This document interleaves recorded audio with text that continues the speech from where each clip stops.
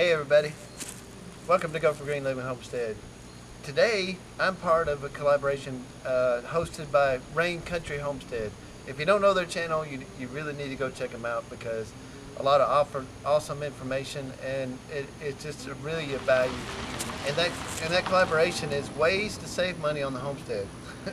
Now everybody knows me, that it's for me or my channel. I try to save as much money as possible because there ain't a lot of money to work with around here. But the first way to save money on a homestead around here is to use YouTube.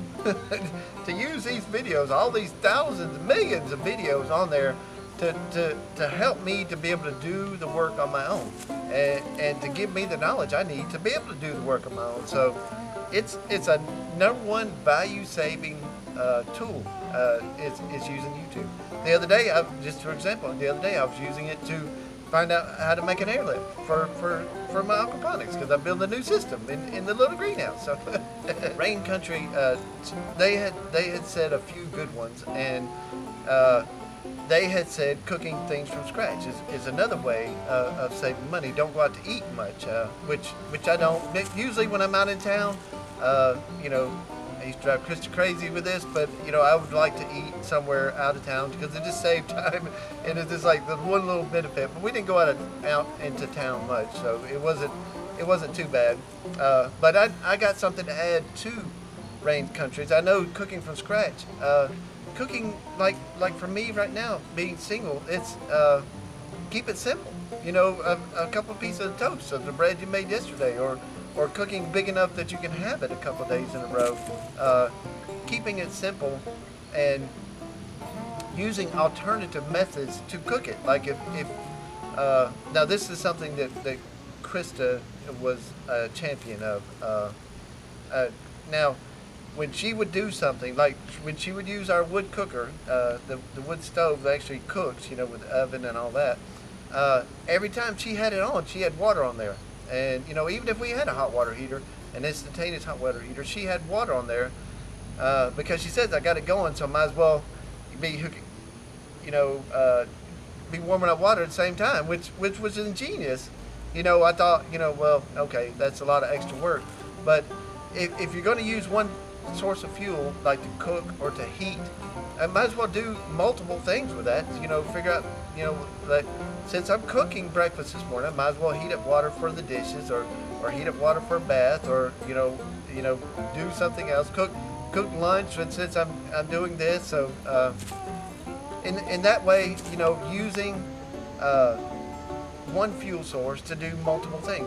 Using one work scenario to do multiple things, like me carrying plants in the greenhouse. I know this is a kind of a weird scenario, but me carrying plants in there actually is heating my little greenhouse, because the more that's the heat that builds up in there, the more it radiates at night, the warmer it's going to stay, the better that little greenhouse will work. So the more stuff I have in there, the better it's going to heat, the less I'm going to have to heat it. So it's doing pretty good right now. Another way, and everybody knows, living off grid is the way I save money.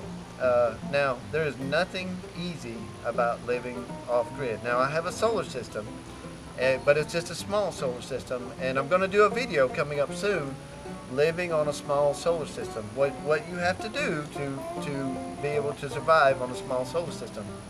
It's just little things like using multiple sources to heat water, to do something like that. It's you just got to rethink everything. You got to think ahead of things, like if I didn't want to use my propane instantaneous hot water heater, and I was cooking breakfast or heating in the morning with my wood cooker, then I would put on water and heat up my water for a bath.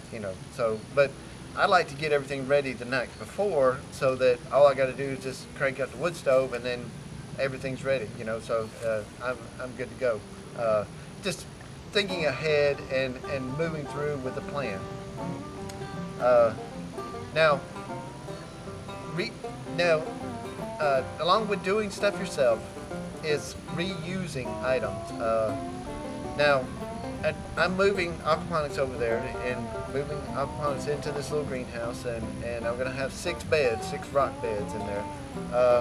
Now I could go and spend money on new rocks and all that kind of stuff, but I need to clean out all this anyway and get it ready, get it repaired, and get it ready for next spring. So I'm going to take all the rocks out of here, clean them all out, and put them in there.